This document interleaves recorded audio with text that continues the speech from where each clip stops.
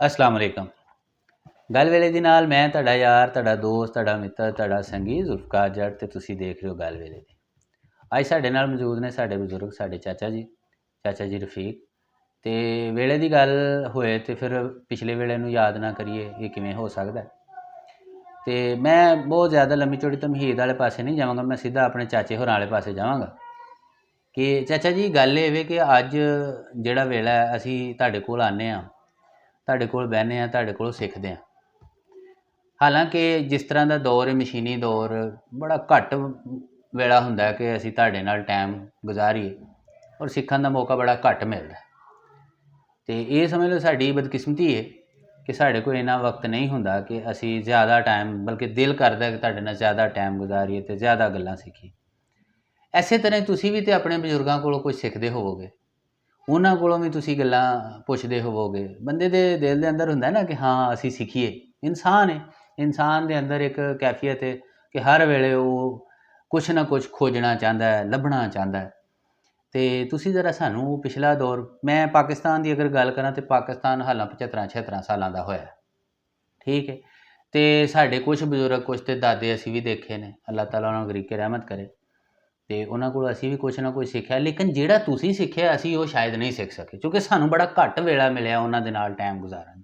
ਅਤੇ ਜ਼ਰਾ ਉਹਨਾਂ ਦੇ ਦੌਰ ਦੀ ਕੋਈ ਗੱਲ ਹੈ, ਜਦੋਂ ਵੰਡ ਪਈ, ਉੱਧਰ ਵਾਲੇ ਪੰਜਾਬ 'ਚੋਂ ਇੱਧਰ ਆ ਗਏ, ਅੱਧਾ ਪੰਜਾਬ ਉੱਧਰ ਰਹਿ ਗਿਆ, ਅੱਧਾ ਪੰਜਾਬ ਇੱਧਰ ਰਹਿ ਗਿਆ, ਕੁਛ ਮੁਸਲਮਾਨ ਉੱਧਰ ਰਹਿ ਗਏ, ਕੁਛ ਇੱਧਰ ਰਹਿ ਗਏ।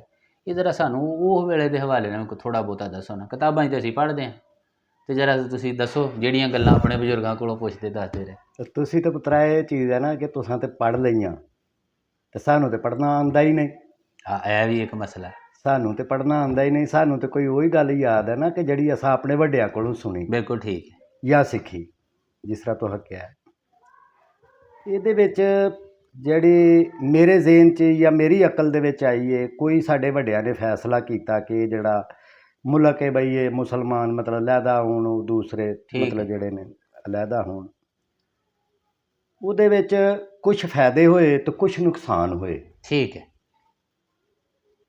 ਸਭ ਤੋਂ ਬੜਾ ਨੁਕਸਾਨ ਜਿਹੜਾ ਉਹ ਤਾਂ ਇਹ ਹੋਇਆ ਕਿ ਅਸੀਂ ਅਤੇ ਚੜ੍ਹਦੇ ਪੰਜਾਬ ਵਾਲੇ ਸਿੱਖ, ਅਸੀਂ ਇੱਕ ਹੀ ਦਾਦਾ ਪੜਦਾਦਾ ਦੀ ਔਲਾਦ ਹਾਂ। ਠੀਕ ਹੈ। ਬੇਸ਼ੱਕ ਉਹਨਾਂ ਦਾ ਮਜ਼ਹਬ ਹੋਰ ਹੈ, ਸਾਡਾ ਹੋਰ ਹੈ, ਠੀਕ ਹੈ, ਪਰ ਨਹੀਂ, ਖੂਨ ਇੱਕ ਹੈ। ਠੀਕ ਹੈ। ਮਜ਼ਹਬ ਦੇ ਹਵਾਲੇ ਨਾਲ ਅਸੀਂ ਅਲੱਗਾ ਹੋ ਗਏ, ਪਰ ਉਹਨਾਂ ਦਾ ਅਤੇ ਸਾਡਾ ਖੂਨ ਇੱਕ ਹੈ। ਠੀਕ ਹੈ, ਠੀਕ ਹੈ, ਠੀਕ ਹੈ ਨਾ। ਇਸ ਤਰ੍ਹਾਂ ਜਿਸ ਤਰ੍ਹਾਂ ਤੁਸੀਂ ਵੇਖਦੇ ਹੋ ਕਿ ਇੱਧਰ ਬਾਜਵਾ ਬਰਾਦਰੀ ਹੈ, ਉੱਧਰ ਵੀ ਬਾਜਵਾ ਬਰਾਦਰੀ ਹੈ, ਨਾਗਰਾ ਬਰਾਦਰੀ ਹੈ, ਉੱਧਰ ਵੀ ਮਤਲਬ ਸਾਰੇ ਉਹੀ ਨੇ, ਸਾਰੇ ਅਸੀਂ ਇੱਕ, ਅਸੀਂ ਇੱਕ ਦਾਦਾ ਪੜਦਾਦਾ ਦੀ ਔਲਾਦ ਆ। ਠੀਕ ਹੈ। ਪਰ ਉਹ ਵੱਡਿਆਂ ਦੀ ਵੰਡ ਨਾਲ ਉਹ ਉੱਧਰ ਚਲੇ ਗਏ, ਅਸੀਂ ਇੱਧਰ ਚਲੇ ਗਏ। ਠੀਕ ਹੈ।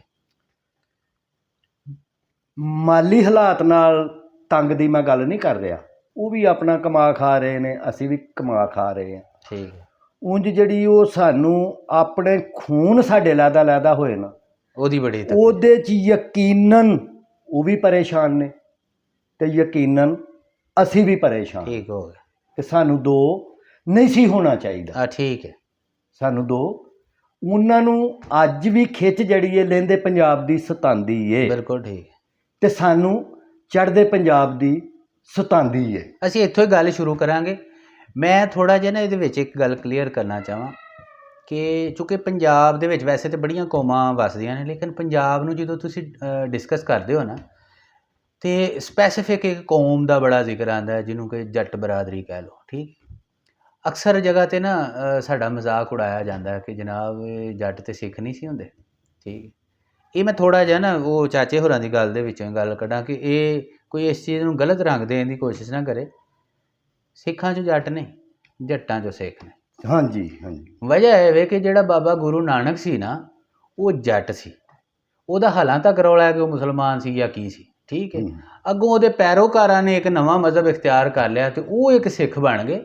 ਮਤਲਬ ਇਹਦਾ ਇਹ ਨਹੀਂ ਕਿ ਉਹ ਸਿੱਖ ਸੀ ਅਤੇ ਪਿੱਛੇ ਸਾਰਾ ਸਿੱਖ। ਨਹੀਂ। ਠੀਕ ਹੈ। ਅਤੇ ਮੈਂ ਜਿਹੜੀ ਗੱਲ ਤੁਹਾਡੀ ਗੱਲ ਦੇ ਵਿੱਚ ਉਹ ਗੱਲ ਅਖਜ਼ ਕੀਤੀ ਕਿ ਪਹਿਲਾਂ ਇਹ ਜਿਹੜਾ ਜ਼ਿਆਦਾ ਏਰੀਆ ਸੀ ਇਹ ਜੱਟਾਂ ਦਾ ਸੀ, ਜਿਵੇਂ ਜੱਟ ਬਰਾਦਰੀ ਸੀ, ਅਤੇ ਉਸ ਹਵਾਲੇ ਨਾਲ ਤੁਸੀਂ ਗੱਲ ਕਰ। ਅੱਜ ਵੀ ਤਕਰੀਬਨ ਇੰਡੀਆ ਦੇ ਵਿੱਚ ਜ਼ਿਆਦਾ ਜੱਟ ਬਰਾਦਰੀ ਹੈ। ਸਿੱਖ ਇਹਦੇ ਪੰਜਾਬ ਦੇ ਵਿੱਚ ਗੱਲ, ਪੰਜਾਬ ਜਿਹੜਾ ਹੈ ਇਹ ਜਾਟੀ ਬਰਾਦਰੀ ਦਾ ਵਾ ਉਧਰ, ਤੇ ਇੱਧਰ ਵੀ ਜਿਹੜਾ ਜ਼ਿਆਦਾ ਜਾਟੀ ਬਰਾਦਰੀ ਦਾ। ਬਾਕੀ ਜਿਹੜੇ ਜ਼ਿਆਦਾਤਰ ਹਿਜਰਤ ਕਰਕੇ ਆਏ। ਹਿਜਰਤ ਕਰਕੇ ਆਏ। ਠੀਕ ਹੈ, ਮਕਾਮੀ ਇਹ ਨਹੀਂ ਤੁਸੀਂ ਕਹਿੰਦੇ ਹੋ ਕਿ ਜੱਟ ਸਨ ਜਿਹੜੇ ਜ਼ਿਆਦਾ। ਇਹਦੇ ਵਿੱਚ ਨਾ ਮੈਂ ਸਮਝਣਾ ਤੁਹਾਡੇ ਹਵਾਲੇ ਨਾਲ ਨਾ ਮੈਂ ਵੀ ਇੱਕ ਛੋਟੀ ਜਿਹੀ ਗੱਲ ਨਾ ਪਛਾਣੀ ਚਾਹੁੰਦਾ ਸਾਂ।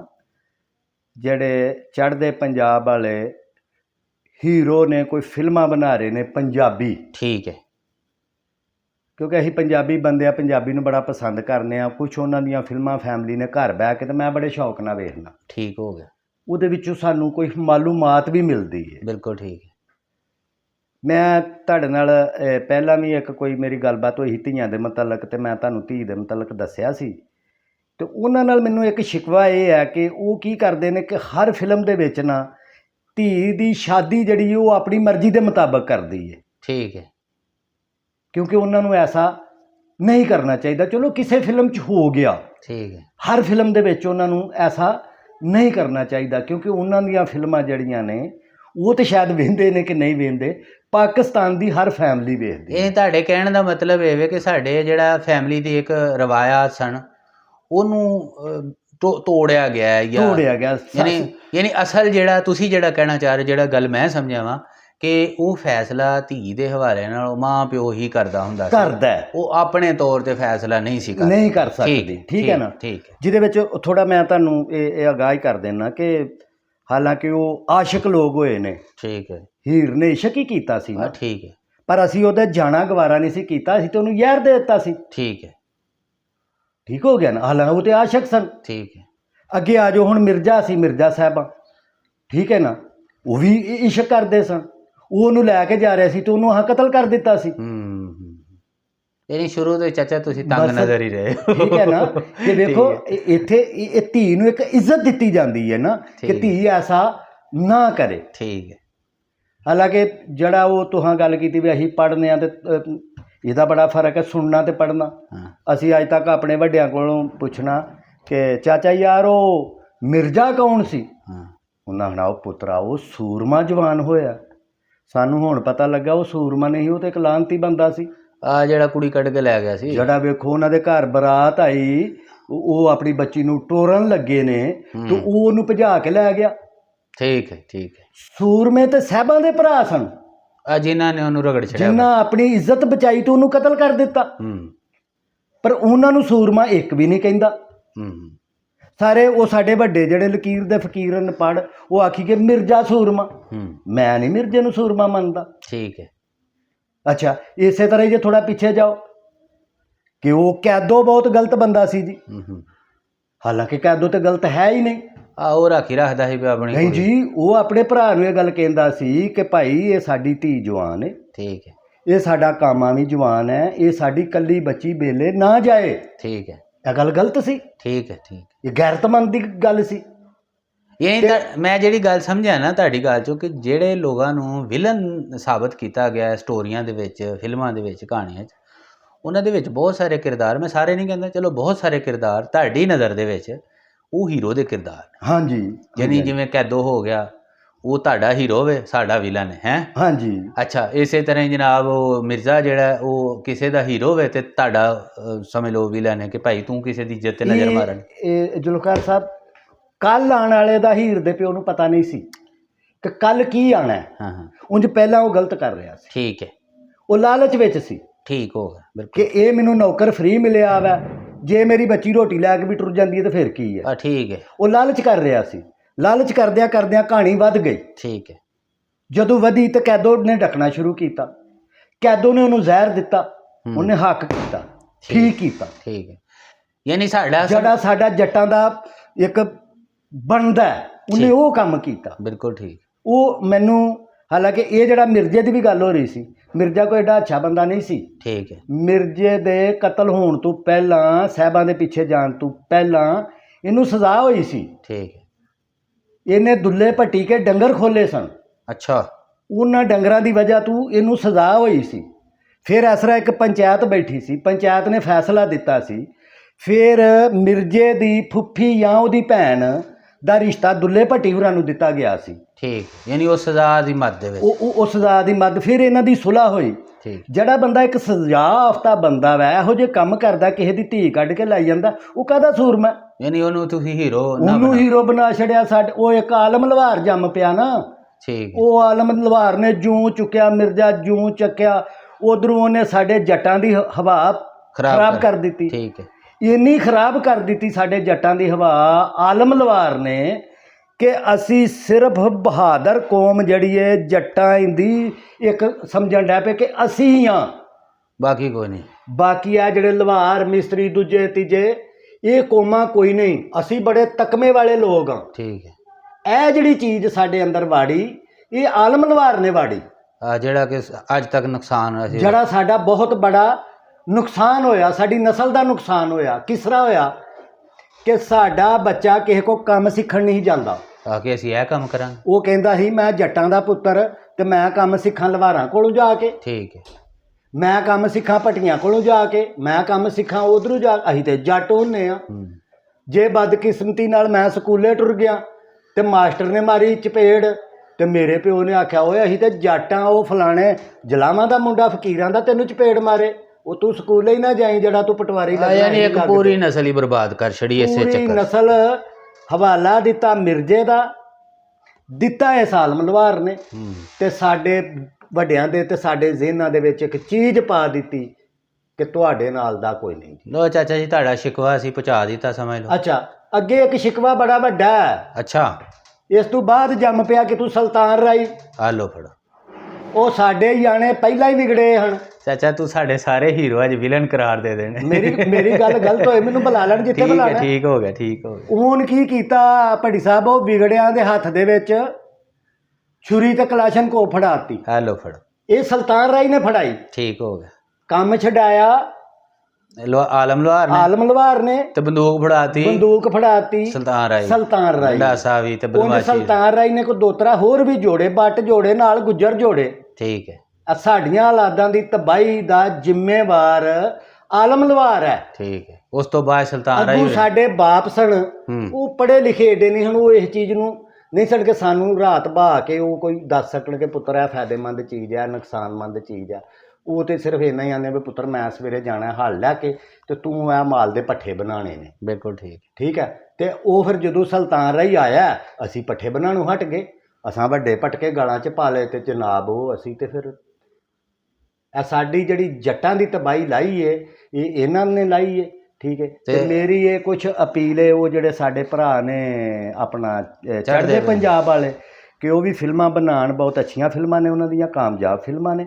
ਪਰ ਇਹ ਜਿਹੜੀ ਫਿਲਮ ਦੇ ਵਿੱਚ ਉਹ ਹਰ 'ਚ ਬੱਚੀ ਦੀ ਆਪਣੀ ਮਰਜ਼ੀ ਕਰਦੇ ਨੇ, ਬੱਚੀ ਆਪਣੀ ਮਰਜ਼ੀ ਕਰਦੀ ਏ, ਇਹ ਮੈਨੂੰ ਉਹਨਾਂ ਦੀ ਗੱਲ ਬਿਲਕੁਲ ਪਸੰਦ ਨਹੀਂ। ਕਿਉਂਕਿ ਜੱਟ ਜਦੋਂ ਵੀ ਮਰਿਆ ਵਾ, ਜੱਟ ਜਦੋਂ ਵੀ ਮਰਿਆ ਗੈਰਤ ਇੱਜ਼ਤ, ਇਹ ਗੈਰਤ ਤੇ ਮਰਿਆ ਵਾ। ਠੀਕ ਹੋ ਗਿਆ। ਤੇ ਇਹ ਮੇਰੇ ਉਹ ਜਿਹੜੇ ਜੱਟ ਭਰਾ ਨੇ ਲੈਂਦੇ ਪੰਜਾਬ ਚੜ੍ਹਦੇ ਪੰਜਾਬ ਵਾਲੇ, ਉਹ ਵੀ ਉਹਨਾਂ ਨੂੰ ਸਮਝਾਉਣ ਅਗਰ ਇਹ ਗੱਲ ਮੇਰੀ ਉਹਨਾਂ ਤੱਕ ਪਹੁੰਚੇ ਤਾਂ ਸਮਝਣ ਕਿਉਂ ਨਹੀਂ ਪਹੁੰਚੇ ਕਿ ਪਤਾ ਨਹੀਂ ਉਹ ਇੰਡੀਆ ਉਹਨਾਂ ਦੀਆਂ ਫਿਲਮਾਂ ਵੇਖਦਾ ਨਹੀਂ ਵੇਖਦਾ, ਹੀ ਪਾਕਿਸਤਾਨ ਵਾਲੇ ਤਾਂ ਬਹੁਤ ਉਹਨਾਂ ਨੂੰ ਵੇਖਦੇ। ਠੀਕ ਹੈ ਜੀ। ਤੇ ਇਹ ਜਿਹੜੀ ਚੀਜ਼ ਵਿੱਚ ਆਉਂਦੀ ਹੈ ਬੜੀ ਤਕਲੀਫ ਦੇ ਆਉਂਦੀ ਹੈ, ਐਸਾ ਨਾ ਕਰਨ। ਠੀਕ ਹੋ ਗਿਆ। ਆਪ ਜਾਣ ਸ਼ਾਦੀਆਂ ਕਰਨ ਬੱਚਿਆਂ ਦੀਆਂ ਜੁੜਨ, ਜਿੱਦਾਂ ਉਹ ਸਾਫ ਸੁਥਰਾ ਮਾਹੌਲ ਬਣਾਉਂਦੇ ਨੇ ਉਸ ਤਰ੍ਹਾਂ ਦਾ ਬਣਾ। ਨਹੀਂ ਚਾਚਾ, ਇਹਦੇ ਵਿੱਚ ਕੁਝ ਫਿਲਮਾਂ ਤੇ ਐਸੀਆਂ ਵੀ ਅਸੀਂ ਦੇਖੀਆਂ ਨੇ, ਕੁਛ ਹੈ ਨੇ ਜਿਹਦੇ ਵਿੱਚ ਉਹਨਾਂ ਨੇ ਸਾਰਾ ਕੀਤਾ। ਨਹੀਂ ਤੁਹਾਡੀ ਗੱਲ ਬਿਲਕੁਲ ਠੀਕ ਹੈ, ਲੇਕਿਨ ਚਾਚਾ ਕੁਝ ਚੀਜ਼ਾਂ ਐਸੀਆਂ ਵੀ ਹੈ ਸੀ ਨਾ ਪਿਛਲੇ ਜ਼ਮਾਨੇ ਦੇ ਵਿੱਚ ਕਿ ਜਿਹੜੀਆਂ ਉਹ ਸਮਝ ਲਵੋ ਕਿ ਉਹ ਵੱਡਿਆਂ ਦੀ ਵਜ੍ਹਾ ਤੋਂ ਵੀ ਗਲਤ ਸੀ।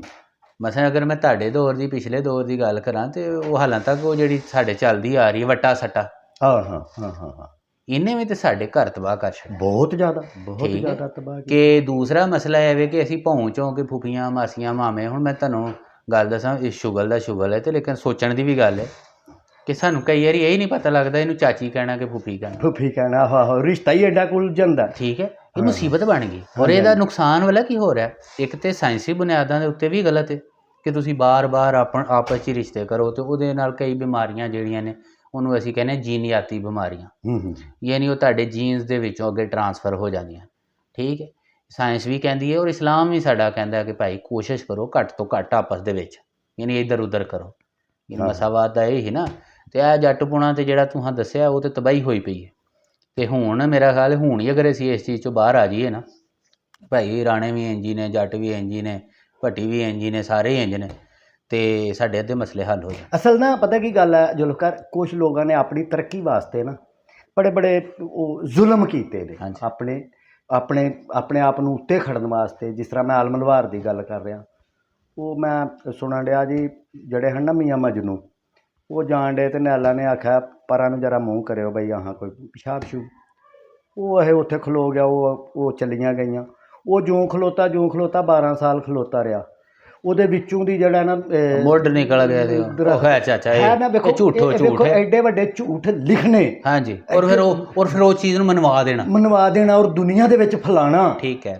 ਅੱਛਾ, ਇਸੇ ਤਰ੍ਹਾਂ ਹੀ ਇਹ ਲੁਹਾਰ ਨੇ ਲਿਖ ਕੇ ਨਾ ਝੂਠ ਉਹਨੂੰ ਦੁਨੀਆ ਦੇ ਵਿੱਚ ਫੈਲਾ ਕੇ ਐਡਾ ਲੋਕਾਂ ਨੂੰ ਗਮਰਾਹ ਕੀਤਾ ਕਿ ਹਾਲਾਂਕਿ ਇੰਨਾ ਕਰਨਾ ਨਹੀਂ ਚਾਹੀਦਾ। ਹਾਂ ਠੀਕ ਹੈ। ਅੱਛਾ, ਇਹ ਭੱਟੀ ਸਾਹਿਬ ਉਹ ਹੈ ਜੀ, ਉਹਨਾਂ ਆਖਿਆ ਹਾਂ ਨਹਾਣਾ ਮਜਨੂ ਨੂੰ ਖੂਹ ਗੇੜ, ਉਹ ਗੇੜਨ ਡਿਆ ਪਿਆ, ਉਹ ਨਾਤੀਆਂ ਚਲੀਆਂ ਗਈਆਂ ਤੇ ਮਜਨੂ 12 ਸਾਲ ਖੂਹ ਗੇੜਦਾ ਰਿਹਾ। ਤੁਹਾਨੂੰ ਪਤਾ ਪਹਿਲੇ ਜ਼ਮਾਨੇ 'ਚ ਜਿਹੜਾ ਖੂਹ ਲੱਗਦਾ ਸੀ, ਜਿਸ ਤਰ੍ਹਾਂ ਹੁਣ ਇੱਥੇ ਕੋਈ ਚੌਧਰੀ ਤਗੜਾ ਬੰਦਾ ਸ਼ੈਲਰ ਨਹੀਂ ਲਾਉਂਦਾ ਤਗੜਾ, ਇਸ ਤਰ੍ਹਾਂ ਜਿਹੜਾ ਤਗੜਾ ਬੰਦਾ ਹੁੰਦਾ ਸੀ ਉਹ ਖੂਹ ਲਾਉਂਦਾ ਸੀ। ਉਹ ਜਿਹੜੇ ਤਗੜੇ ਬੰਦੇ ਨੇ ਖੂਹ ਲਾਇਆ, ਉਹ ਵੇਖੋ 12 ਸਾਲ ਆਪਣੇ ਖੂਹ ਵੱਲ ਹੀ ਨਹੀਂ ਆਇਆ। ਉਹਨੇ ਵੀ ਉਹਨੂੰ ਦੇ ਦਿੱਤਾ ਮਜਨੂ ਨੂੰ, ਲੈ ਤੂੰ ਘੇੜਦਾ ਰਹਿ। ਹਾਂ ਠੀਕ ਗੱਲ। ਉਹ ਇਹ ਤੇ ਸਾਨੂੰ ਹੁਣ ਹਕੀਕਤ ਹੈ, ਤੁਸਾਂ ਦੱਸਿਆ। ਠੀਕ ਕਹਿ ਰਹੇ ਹੋ, ਠੀਕ ਕਹਿ ਰਹੇ ਹੋ। ਆ ਕਿ ਹੁਣ ਓਏ ਤੁਹਾਂ ਦੱਸਿਆ ਸਾਨੂੰ, ਅਸੀਂ ਤੇ ਸੱਚ ਹੀ ਸਮਝੀ ਗਏ ਅੱਜ ਤੱਕ। ਸਹੀ ਗੱਲ। ਨਾਲੇ ਗੱਲ ਇਹ ਵੇਲੇ ਚਾਚਾ ਸਾਡਾ ਬੇੜਾ ਗਰਕ ਕਰ ਦਿੱਤਾ। ਇੱਕ ਹੋਰ ਵੀ ਗੱਲ ਹੈ, ਉਹ ਮੈਂ ਥੋੜੀ ਜਿਹੀ ਗੱਲ ਵਿੱਚ ਕਰਾਂਗਾ, ਫਿਰ ਅਸੀਂ ਆਪਣਾ ਪ੍ਰੋਗਰਾਮ ਵਾਈਂਡ ਅਪ ਕਰਦੇ ਹਾਂ। ਗੱਲ ਵਾਲਾ ਕੀ ਹੈ, ਤੁਸੀਂ ਸਾਡੇ ਨਾਲੋਂ ਜ਼ਿਆਦਾ ਆਪਣੇ ਵੱਡਿਆਂ ਦਾ ਹਿਆ ਕਰਦੇ ਹੋ। ਉਹ ਸ਼ਰਮੋ ਸ਼ਰਮੀ ਕਈ ਗੱਲਾਂ ਤੁਸੀਂ ਹਜ਼ਮ ਕਰ ਜਾਂਦੇ ਹੋ। ਇਹ ਸਾਡਾ ਜਿਹੜਾ ਦੌਰ ਹੈ ਨਾ, ਇਹ ਥੋੜ੍ਹਾ ਜਿਹਾ ਨਾ ਸਮਝ ਲਓ, ਜਿਹਨੂੰ ਕਹਿ ਲਓ ਕਿ ਇਹਨਾਂ ਦਾ ਝਾਕਾ ਲੈ ਗਿਆ।